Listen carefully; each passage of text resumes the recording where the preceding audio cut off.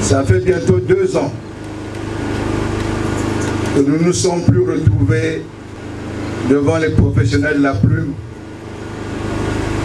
C'était pour réfléchir, comme l'a dit le modérateur. Réfléchir, comme je l'avais dit, pour voir là où va la direction du vent. Réfléchir, établir un diagnostic sur notre pays et faire des propositions salvatrices. Ce silence n'était pas un silence coupable, comme certains ont pu le penser et interpréter de 1000 façons. Non. L'UDH Yuki, que j'ai l'insigne honneur de diriger, est pour un compromis historique pour ce pays et non pour une compromission.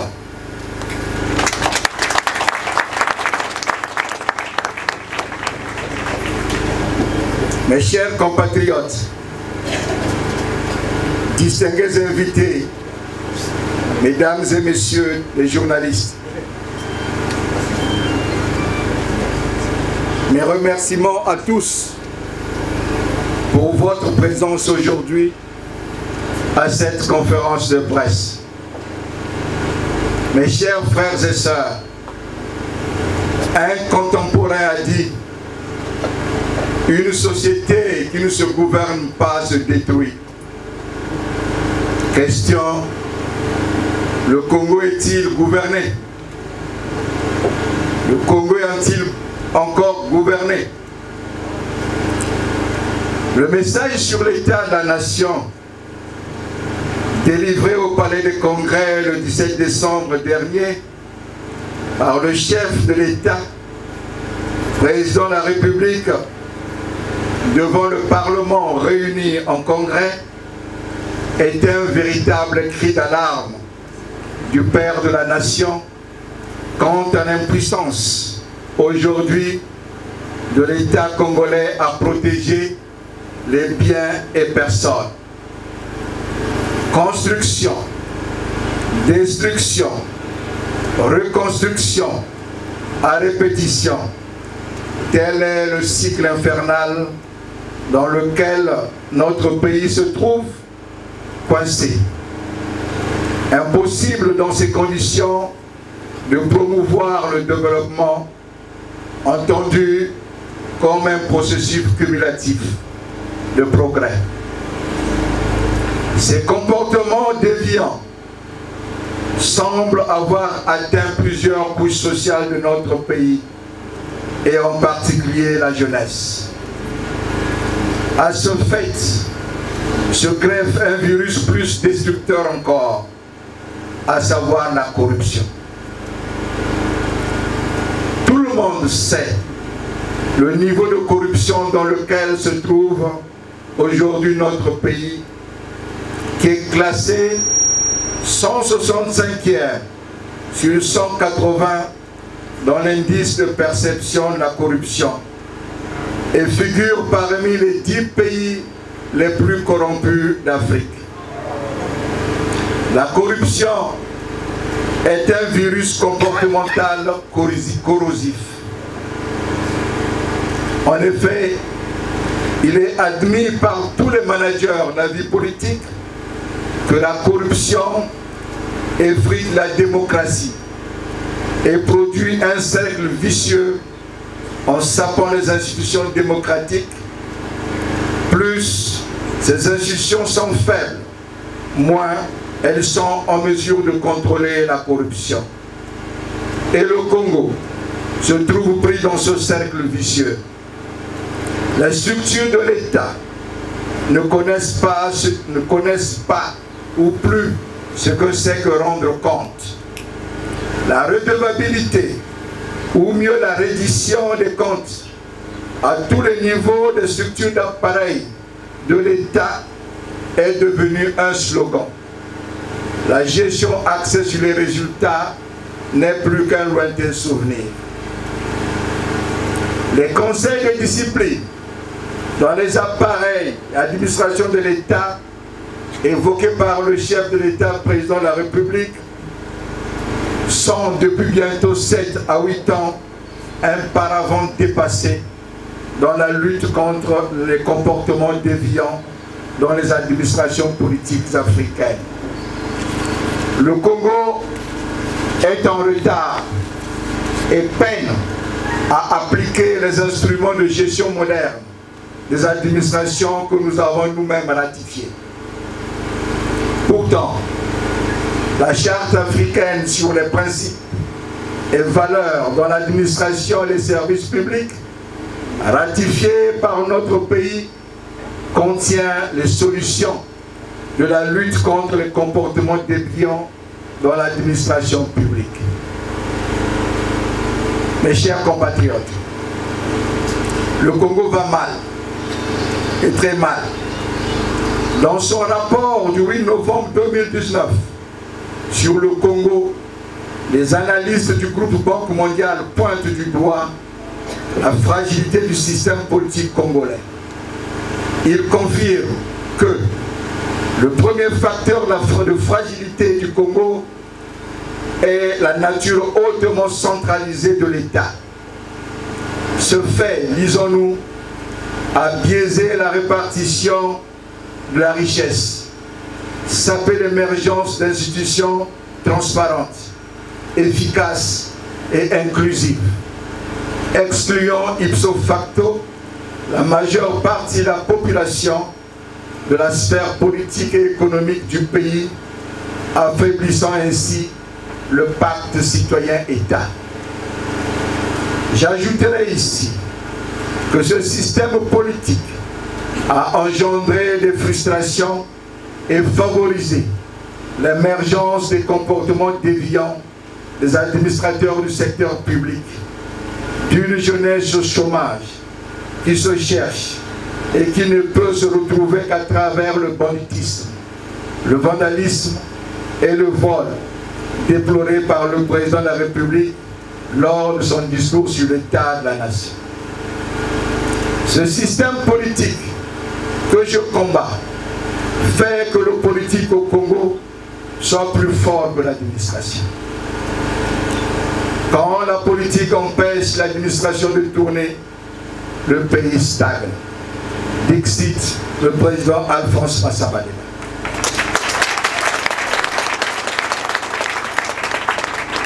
Le mal du Congo, mes chers frères, vient de la mainmise éhontée du politique sur l'administration.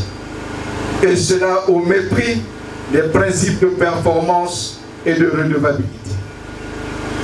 Nous assistons, hélas, à l'essoufflement, sinon la fin d'un système politique désespérant qui a détruit des emplois et mis les systèmes éducatifs et sociaux, sanitaires en très grande difficulté.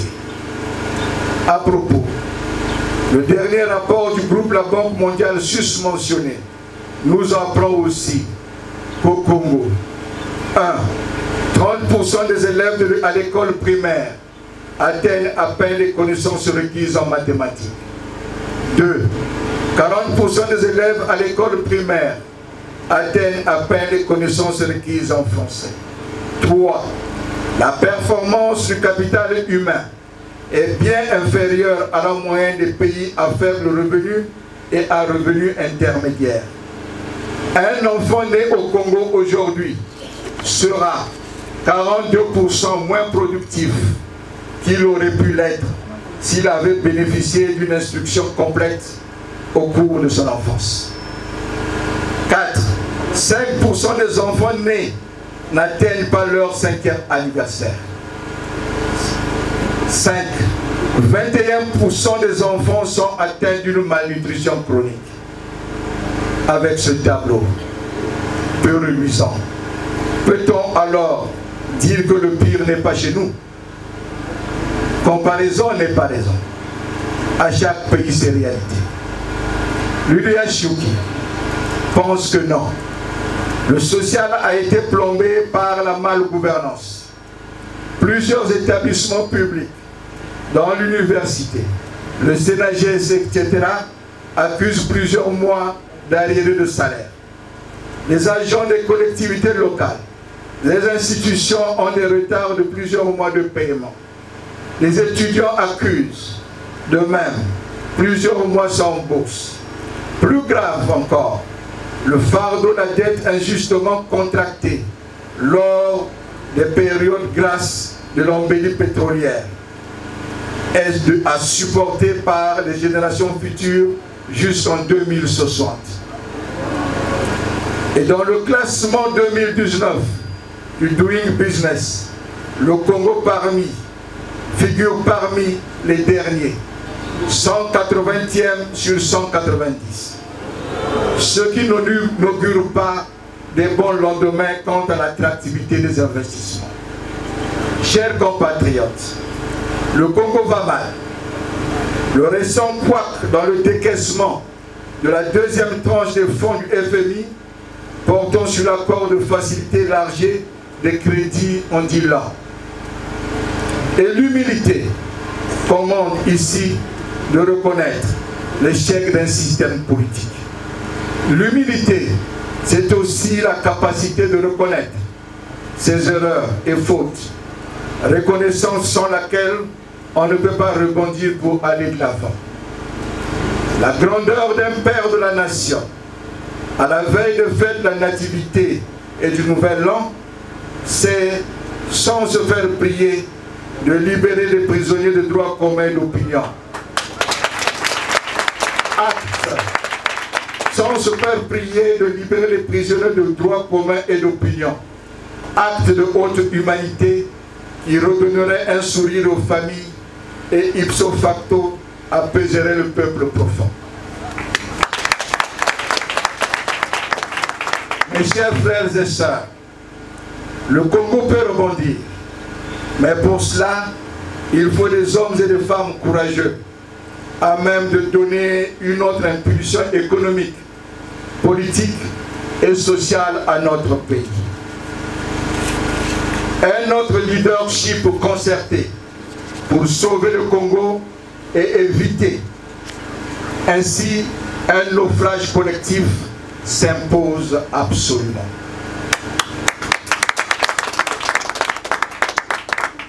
Pour demain, pour les générations présentes, pour nos parents retraités qui espèrent encore, pour nos enfants et petits-enfants, il faut nous dépasser pour bâtir dans l'unité et la franchise une république exemplaire. Je connais les peurs des uns et des autres. Peur des règlements de comptes politiques, peur de perdre ses acquis financiers, peur de perdre son confort matériel, peur de se retrouver privé de liberté en prison comme on a fait à l'autre.